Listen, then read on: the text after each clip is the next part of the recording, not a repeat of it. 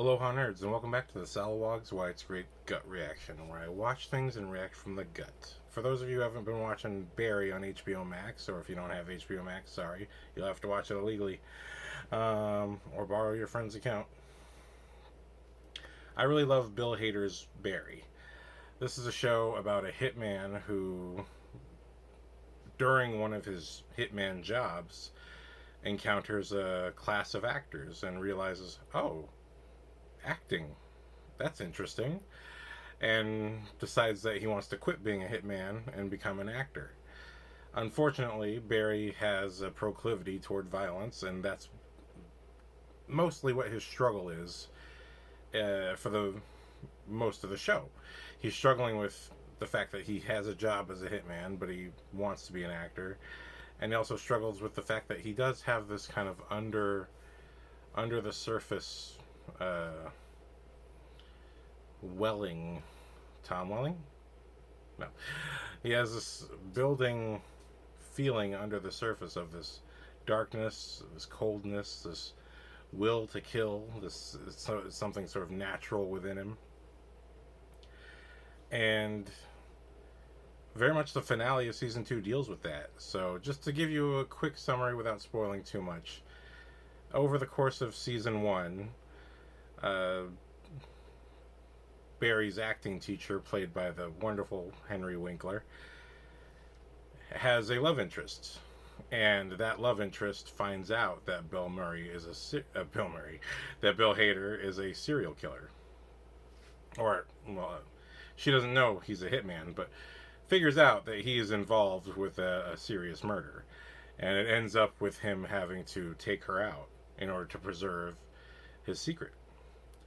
And much of season 2 is him having perfectly hidden that he had killed Henry Winkler's love interest, but Henry Winkler really, he's not on the search for the killer, but he's just holding out hope because the body has not been surfaced yet, that she's not dead, that she's still alive somehow. And the finale is, it's unfortunately the big reveal. So spoilers here on out. I mean, I basically spoiled the whole thing anyway.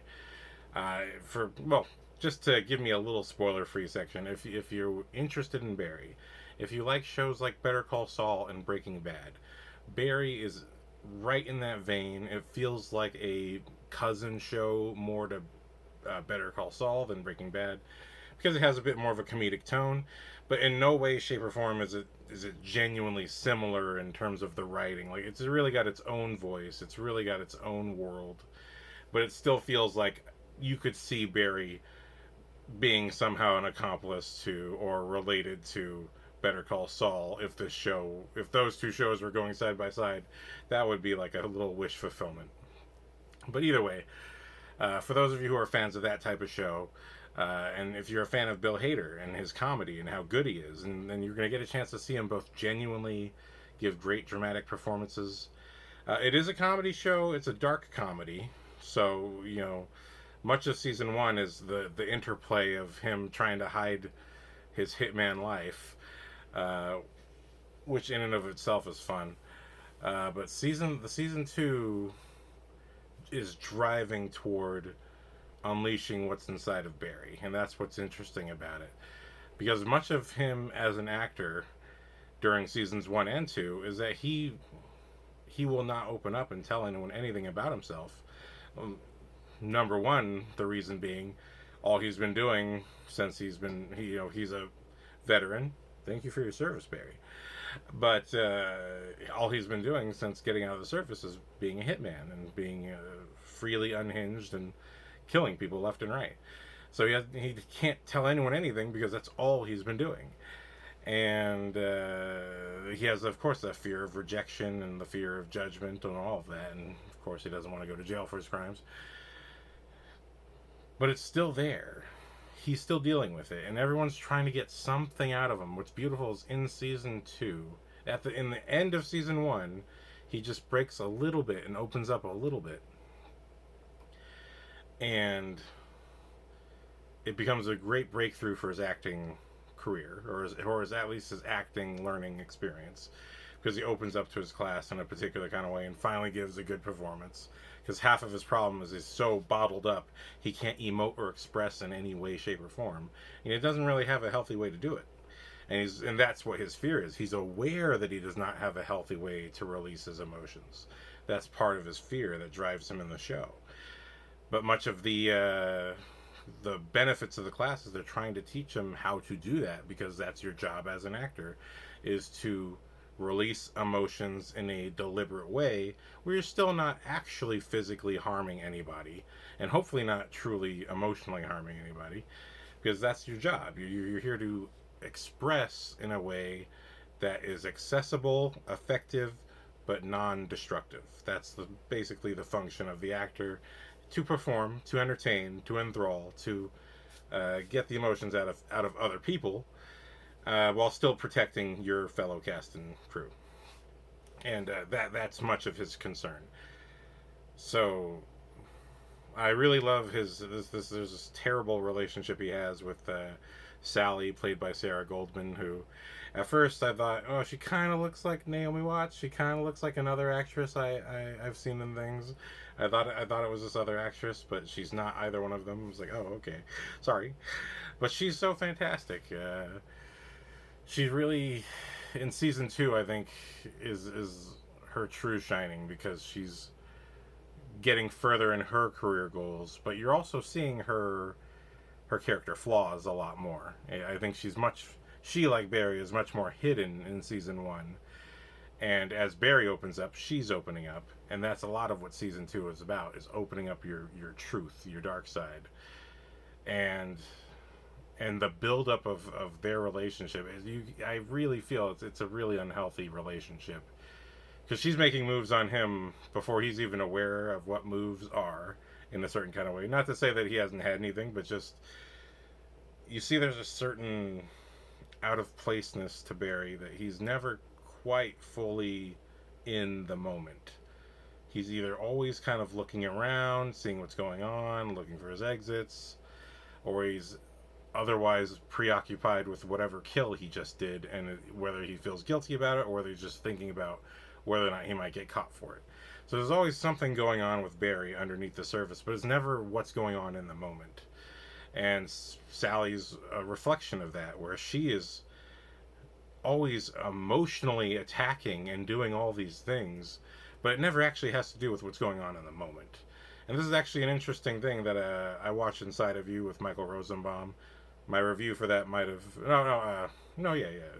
My review for Talkville may have come out already at the time of this, whenever this comes out. But that was something that was interesting, that Michael Rosenbaum and some of the other actors have talked about, where it's like their worst days on set, where they were the worst to either a fellow cast member or another crew member, where they said something inappropriate or acted inappropriately, typically had nothing to do with the person they were lashing out at. It usually had something to do with something personal they were dealing with that wasn't going on, or wasn't going the way that they wanted it to go. And I think this is just the truth for most people. I think most people don't want to tackle the real issue. And even recently I saw the Starbuck Katie Sackhoff interview on Inside of You, and that's what she was talking about. She was being kind of a pain in the butt on set during a particular shoot, and what she was talking about was, in reality, she wasn't really upset. She may have had some gripes about what was going on set, but they were not personal gripes. They weren't some kind of deep personal issue. It was just more of a, well, I wish things could be more like this or that. But in reality, what she was dealing with was that she was in a terrible relationship at the time that was not good for her, and she didn't get into any details, but that kind of stuff, that's the truth. That's the truth that's building up within us, that motivates some of our actions, regardless of how we try to control that. And that's definitely something I relate to. I've definitely been a little shit on a couple sets here and there. Mostly in my early years of trying to get into filmmaking. And these were all indie student films, but it's all the same, If you're being a pain in the ass, no one's going to want to deal with you. And if you're young and you're opinionated and you don't really know the truth or length of your opinions, how far they genuinely go or have actual meaning, then you're just going to be bothering people. And that's just the truth. But I've definitely, hopefully, calmed down over the years. I'm still pretty intense and opinionated, but I try to also keep things light, and I just try to be a better human as much as I possibly can. But part of that is just knowing your truth, acknowledging your truth, at least to yourself. At the very least to yourself, acknowledge to yourself what your problem is, so you don't put that on other people unnecessarily. And we all do that in different ways. Not everyone does it in a loud, raucous kind of way, but that was what I did. And that's what some of these actors did. But in the case of Barry, he's the kind of person who's so intensely self-contained that is the real issue. But what's beautiful, now I'm going to get into spoilers. So I've kind of told you the gist of what's been going on in seasons 1 and 2, but I just got to spoil the finale of season 2 because it just hit me so hard. Is that, okay, so in the finale, in the previous episode, Stephen Root, who plays Monroe Fuchs, who's Barry's handler, is upset with Barry for trying to cut ties with him a second time, but it's always because of something he has done. It's not just Barry just being a jerk to him, it's just that he has done something to Barry, or has misused Barry in some kind of way that Barry does not want to be having done to him. And but he doesn't have a healthy way of expressing anything either. He has to make sure he sticks it to Barry and lets Barry know just how much he needs him. But the truth is in reverse. Fuchs needs Barry. Barry could be self-sufficient if he would stop being toyed with by the people he knows. And that's a lot of his struggle as well. But in the previous episode, Fuchs shows Henry Winkler, his deceased lover. Fuchs has found the burial site, or lack thereof, of Henry Winkler's deceased love interest, and Henry Winkler is in such shock and trauma. And you see in season 1 how hard he fights to get this girl, and then he gets her, and it really is worth all of the effort he put in. And there is a genuine light between the two characters. It's really a sweet romance. It's a sweet little story. But when you see Henry Winkler for this entire episode, just so gone, it's such a hard watch. And Barry, too, is hurt because, well, he's hurt because Henry Winkler knows the truth, but he doesn't know how much of the truth he knows. But Henry Winkler, on top of that, has been accused of the crime because of Fuchs' crooked maneuvering.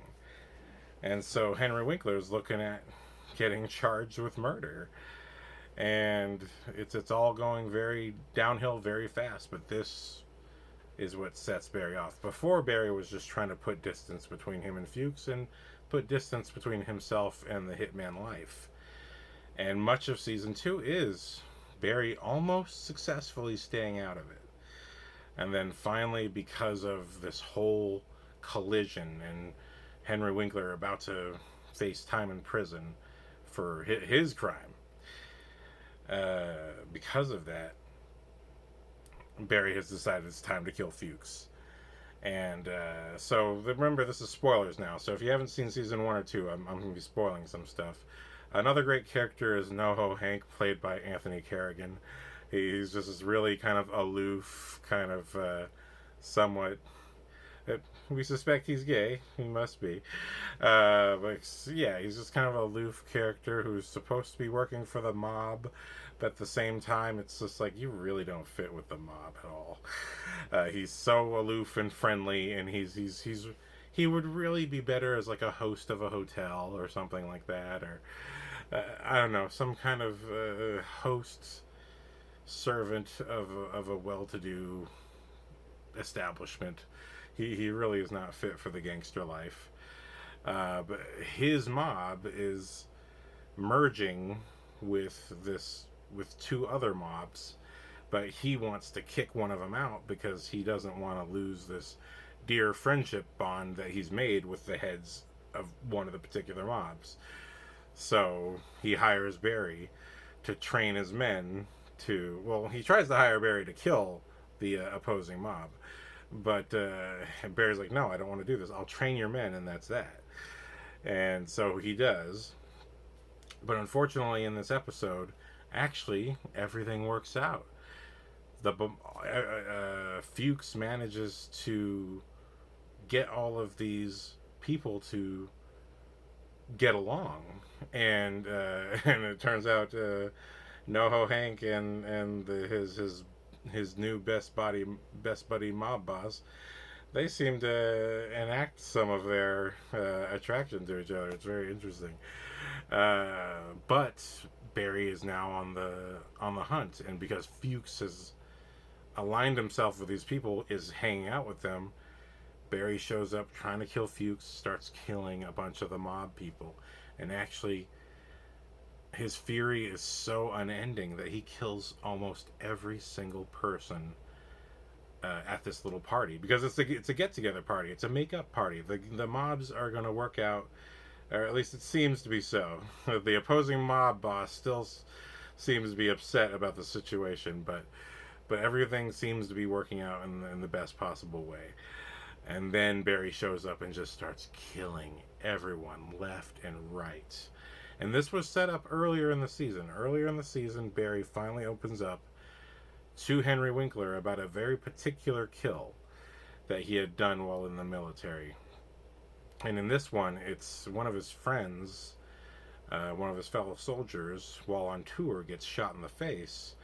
And Barry, not knowing who did it, just rushes off, kicks the door down of a random house, and just shoots the patriarch of the family, and is about to shoot the rest of the family, but his fellow men stop him, like, what are you doing? The shooting was in the other direction. And they brush it over. They manage to protect Barry in this particular instance, but he still ends up getting discharged. But this opening up, it really shocks Henry Winkler. It's like, you killed someone and got away with it? Oh my God. And he won't stop saying it. You killed someone and got away with it. And this, the beauty of the writing, hats off to Bill Hader and your writing staff. The beauty of the writing is that it's the double entendre, it's the double meaning. Barry is made uncomfortable by this summary review from Henry Winkler, because in essence, that's what happened to Henry Winkler's love interest. He had killed her and got away with it. Nobody knows, or at least so far he's gotten away with it. And so he's affected twice by it. But Henry Winkler has no idea that what he's saying is having that effect. But certainly, if he knew, he probably would have a few more words than that. So this is a really this finale is so shocking, and I am terrible at paying attention to the credits at the end of these shows, because I am so affected. When they're really good, I'm so affected I'm not noticing anything. But it was really heart-wrenching to see that Barry in this episode kills some of the very men that he trained. In fact, there's one that while he was training them was goofing off. He was the main one goofing off, and Barry slapped him and screamed at him like a drill sergeant and told him to focus. You could accomplish something if you would just focus. And that guy ends up being the best of them all and leads the rest of the pack. And it's when Barry shows up and he's shooting everybody, the guy is ready to fight, but he sees Barry and it's like he can't pull the gun on him. But Barry is just in kill mode and doesn't care, and shoots him and shoots everybody else. And it's not until, Fuchs gets away and Barry is just like so angry and frustrated, he finally calms down when he looks back at the person he murdered is that same guy, the guy who, after the training was done, had come up to him and said, look, I was lost before I met you, and now I found my purpose. I found my self-control. And it's this beautiful little arc. The better the writing, the better the smaller supporting characters are, because the whole notion that someone is just an extra, or that they're just some guy in the background, is not necessarily lazy writing, but at the same time, the strength of the writing is that even the guy in the background has some kind of development. and that's what that character was. And Barry was his Henry Winkler, which is the irony. But he killed him, and there's this during the shootout. There's a great moment where there's a guy who's just shooting, and then he's out of ammo, and then Barry shoots him, and oh no, he's not out of ammo, but he's just so like lost, like he wants to run away. And again, these are the guys he's trained. These guys don't want to kill Barry. They respect Barry, but they understand that it's kill or be killed. And this guy's just caught in the hallway. Barry shoots him, and then in his sort of dead reflex, the guy shoots the ceiling, and it sort of disrupts the electrical wiring that's got all. It makes all the lights flicker, and it's this beautiful tragic moment in the last scene of the episode after Barry has seen the guy that he killed, the guy that he gave a purpose to.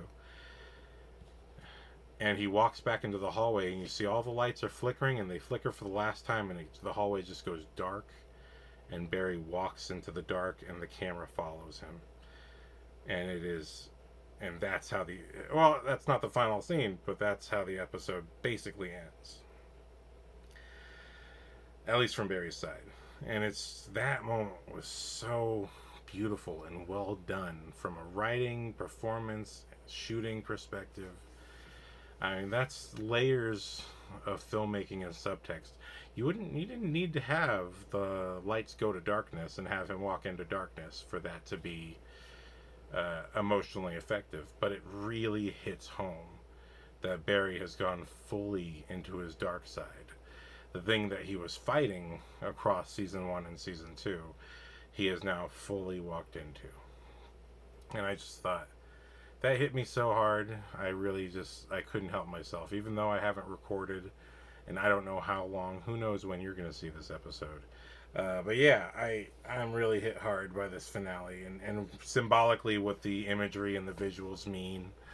And on the other side, for Sarah Goldman's character Sally, she's on the uprise, or trying to be on the uprise for her acting career, and she has to play a scene in front of a packed crowd that's supposed to be her truth, a real event that happened with her and her ex-husband, who was abusive and beat her, stuff like that. And she ends up totally, because she's so neurotic and so panicked about showing her true self to this gigantic crowd, she acts out and slaps Barry, trying to get him into character. And then when the scene actually plays out, she completely changes the scene and makes it a scene where initially the scene was the truth, where Barry's supposed to strangle her and then apologize and beg for forgiveness, and then she hugs him. That's the truth. That's what really happened. But instead, she fully commits to her fake version and goes even further, and she's the one who knocks over a table and pushes him and tells him that she's done. And it's this moment that Barry walks out on, and he at this point has not decided to kill Fuchs yet. But for her, the scene is so emotional and so riveting on the audience side. The whole audience loves it, and she actually gets what she wants, but she lost what she needed. And that's, again, very good writing. Really good storytelling is not necessarily that the person should get what they want, or even if they get what they want, it may still come at a cost that they didn't want to give. Another example of great writing like this is the film King of Comedy, not the Robert De Niro one. This one is, oh shoot, I forgot his name. This one was made by the director, directed and starring the same filmmaker who directed and starred in Kung Fu Hustle. I'm slipping on his name at the moment. I'll put it right here in the troll scroll. I love Kung Fu Hustle, but another movie that director had made and starred in was called King of Comedy. And I believe it was only released in China, where it was made. Stephen Chow, there we go, Stephen Chow. Stephen Chow made this film called King of Comedy, where he's a struggling comedian, and he befriends this hooker. And not only does he befriend her, they actually fall in love. But and while he's rising in his career, the hooker basically has a choice. She can go on and live the once upon a time Hollywood happy life with him, or she can stay being on the streets under the thumb of this horrible pimp. And I'm going to spoil the ending of this movie. You should watch King of Comedy, but I'm spoiling it right now. At the finale of that movie, she chooses to go follow Stephen Chow and be with him. And she tells the pimp, "This is my last day." And there's this cut together sequence where, while Stephen Chow's character is being lifted up and celebrated by finally making some achievements in his career, she is getting beaten down to the ground by the pimp, seriously beaten up because she's leaving.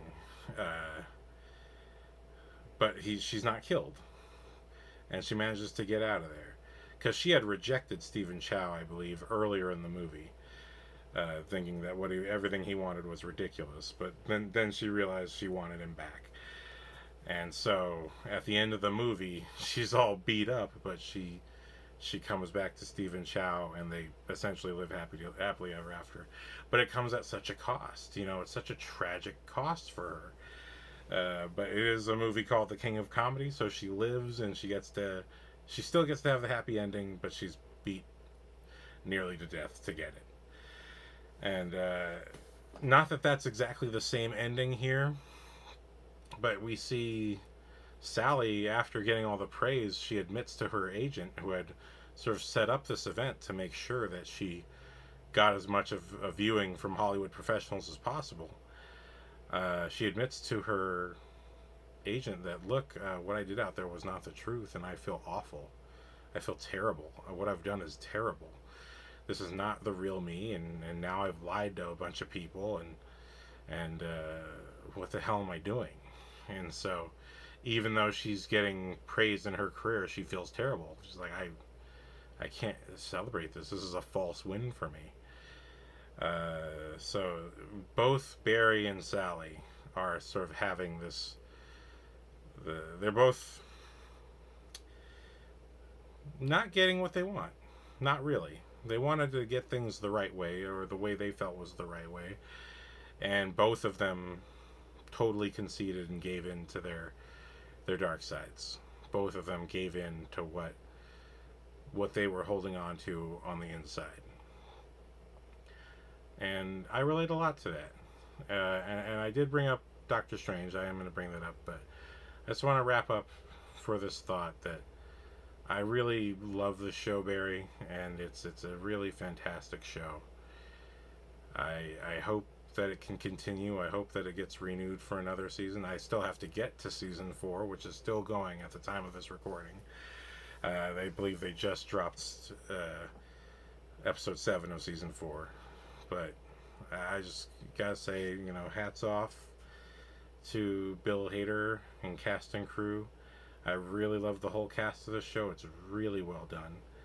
I can't believe that Bill Hader is both writer and director. I'm like, wow, okay, I didn't know you had all that going on. There's so many actors who get pigeonholed, and I'm sure this has happened probably to Bill Hader too many times, where he's just been pigeonholed into these roles where he plays the awkward funny guy, he does his part, he makes people laugh, and then it's over. And there's so many actors get this typecasting where the people believe, oh, it's just like what happened with Michael Keaton. Oh, Mr. Mom is Batman. Oh my God, I never saw Mr. Mom as a kid. My introduction to Michael Keaton was Batman. So to me, I'm like, what are you? How is this a controversy? He's fantastic. You know what I mean? People in general like to generalize everything. They see something that's one way, and they think, oh, well, that's the only way it's supposed to be. They take for granted. People take each other for granted all the time. All the time. And very much, and that's what happens to actors. It's what happens to people in general. Oh, well, you did something? Well, that's who you are. That's who you are forever to me. You did Mr. Mom, so you're always going to be Mr. Mom to me. And I guess that must have been an impactful movie because of people having that reaction. But to me, Michael Keaton will always be Batman. Even though he's Beetlejuice and he knocks it out of the park, he's Batman to me. I when he plays Birdman and Vulture, I'm like, you're still Batman, dude. I don't give a shit what you're doing. You're still Batman, bro. And that's not me taking him for granted. It's just that's how much I love what he did with that role, that with all that silence he held on to so much.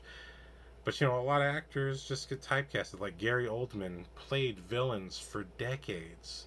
And even though each villain was kind of different and had their own eccentricities, and I'm sure he brought that to it, for him, I'm sure it was a major relief when finally in Harry Potter he was a villain, but he was actually a good guy. And then even better in the Dark Knight trilogy when I believe he was reading for Ra's al Ghul, and then he was like, I don't really want to play this. Is there anything else you got?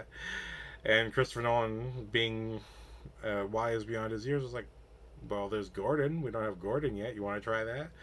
And Gary Oldman played the best James Gordon. I think we've had a couple Gordons on screen, but and even the animated one was fantastic. But Gary Oldman's Gordon, James Gordon, totally replaces that one for me. He embodied that character with all the earthiness and the heart that he's supposed to have, and the faith into Batman that he's supposed to have. And what I love about The Dark Knight in that movie is Gary Oldman's only true conflict about whether to support Batman or not. And still, at the end of that movie, his faith in Batman is renewed because he sees that this guy, I do misunderstand him sometimes because he's doing something that's out of the law, but everything he does is about doing the right thing. But Gary Oldman carried that performance so beautifully in a movie where you shoot scenes out of order. You don't know where you're coming from or where you're about to go because movie schedules are so crazy. He held that arc so well, but again, pigeonholed for decades to playing bad guys. Even Christopher Nolan was like, you're going to play the bad guy. But the same thing had happened with Liam Neeson. It was like, well, I'm kind of tired of playing good guys. I'm kind of tired of always being the same thing. And so for him, getting to play Ra's al Ghul, who was ultimately a mentor but also the villain, was exciting for him. Actors are people too, but people pigeonhole people. People can't wait to keep you in a little box because that's as much time as they're willing to give you. But actors, but also people don't like to be in those pigeonholes. So it's wonderful. But what I've always felt, and especially coming from the YouTube generation, what I've always felt is that, well, if you don't want that to be who you are, then you've got to take control of that yourself. You can't wait for someone else to do it. Gary Oldman waited 20 years. Are you going to wait 20 years? And if you can write, even better. But at the very least, you got to produce. You got to find someone willing to work with you who can see who you are and willing to do what you want to do, which is hard to find. But what's beautiful is Bill Hader was able to write and direct and take that control, because I think the best thing about Barry, especially in the finale, especially in the last 10 minutes of the finale, I get to see a Bill Hader that I did not know was there. But that's the beauty of storytelling. So, he found his window. It's like, people think I'm just the comedy guy, but I like to do more than that. I'm an actor. I am an actual actor, full and whole. And I really appreciate seeing that side, and I can't wait to see what Bill Hader does beyond Barry. I certainly hope that people watch this show and go, man, he can act. I'm like, yes, he can. Put him in something where he gets to do something dramatic, because he can do it. It's totally there. And hats off to the whole cast and crew. I mean, damn, this was such a well put together show, at least from the looks of it. So yeah, if you haven't watched Barry, you got to check it out. And season 2 finale, crazy, man. Anyway, I can't wait to get to the next season. I had to make this recording at this moment because this is what I was feeling. The whole point of this show is it's called gut reaction, but most of the time I'm reacting like 3 days later or a week later. I literally just watched it. The house is quiet. There's no one making noises right now, so I just had to get this out. So thank you for watching. Um, typically I say don't like, don't subscribe, and don't comment. Yeah, no, keep doing that. Thank you for watching, and check out Barry on HBO Max. Fantastic show. HBO, don't you be canceling that stuff. It is good. Alright, aloha. Oh, I don't have a rating system, do I? Do you want a rating system? Okay, I'm going to try something out here, okay? Because, look here. The whole goal of this show is that I'm not really here to tell you when I don't like something. I'll tell you when I don't like something, but that's not going to be the focus of the episode. The focus of these episodes is that I like them. It's a called gut reaction, but I only want to show you the good stuff for the most part. But you want a ranking of some kind? I'm going to give Barry 2 alohas. One aloha means it's a good time. The other aloha means it's great storytelling, it's great filmmaking. So 2 alohas mean it's a good time and it's great filmmaking. So if you want to go backward in time and let's look at something like Swiss Army Man, that's gonna be a great filmmaking aloha. I still don't know what to say about it on the other side. Whereas if we talk Moon Knight, double alohas on Moon Knight, okay? So Barry's a double aloha. I freaking love it. You gotta watch it. Go check it out. Thank you for watching. Booyah! I'm not Cyborg.